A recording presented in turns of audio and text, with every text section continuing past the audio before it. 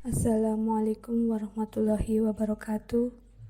Alhamdulillahillazi an'amana binikmatil iman wal islam wa nusalli wa nusallimu ala khairil anam Sayyidina Muhammadin wa ala alihi wa sahbihi ajma'ina ima. Sahabat Khadijah yang dirahmati Allah Subhanahu wa taala. Al-Qur'an Al-Karim adalah kalam Rabb Al-Izzah yang diturunkan melalui perantara seagung-agungnya malaikat Ruh Alamin Jibril alaihi salam kepada sebaik-baiknya insan Al-Mustafa Muhammad sallallahu alaihi wasallam. Turun secara keseluruhan ke langit dunia pada sebaik-baiknya malam Lailatul Qadar. Tersurat dengan seindah-indahnya bahasa Arab. Itu semua semakin menambah bukti keagungan Al-Quran sebagaimana firman-Nya. Sungguh, Al-Quran adalah sebenar-benarnya kitab yang mulia. Tidak datang kepada Al-Quran kebatilan, baik dari depan maupun dari belakangnya. Diturunkan dari Rabb yang maha bijaksana lagi maha terpuji. Quran Surat Fussilat ayat 41 sampai dengan 42. Bulan ini adalah bulan Ramadan, yang disebut juga bulan Quran, karena kaum muslim diperintahkan untuk menggemarkan membaca Quran pada bulan saum ini. Nabi Shallallahu Alaihi Wasallam bersabda, bacalah Al-Quran, karena sungguh pada hari kiamat ia akan menjadi syafaat bagi para pembacanya. Hadis riwayat Muslim.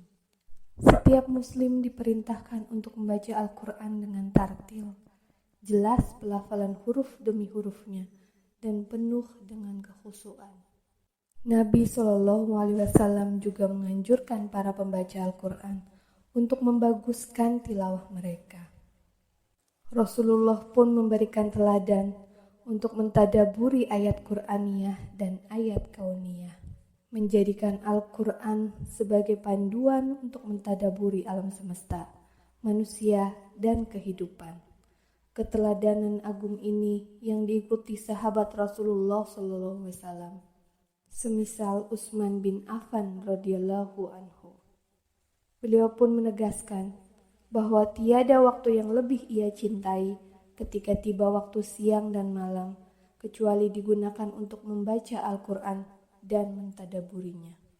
Kesenangan ini menjadi modal utama, menjadi golongan yang digambarkan dalam hadis dari Utsman bin Affan radhiyallahu anhu dari Nabi Shallallahu alaihi wasallam yang bersabda, sebaik-baik kalian adalah yang mempelajari dan mengajarkan Al-Quran. Hadis riwayat Al-Bukhari. Namun, kaum muslim bukan hanya disunahkan untuk membaca banyak Al-Quran. Al-Quran tentu bukan sekedar bacaan. Al-Quran adalah kitab hukum. Al-Quran berisi petunjuk kehidupan dan hukum-hukum yang menyelesaikan berbagai persoalan hidup manusia. Jika membaca Al-Quran adalah sunnah, maka mengamalkan isinya atau berhukum dengan hukum-hukumnya adalah wajib. Sahabat Khadijah yang dirahmati oleh Allah Subhanahu wa taala.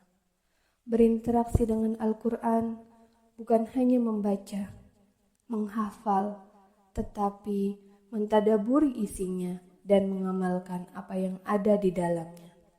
Rasulullah Shallallahu Alaihi Wasallam bersabda, aku tinggalkan kepada kamu dua perkara, kamu tidak akan tersesat selamanya, selama kamu berpegang dengan kedua-duanya, yaitu kitab Allah dan sunnahku.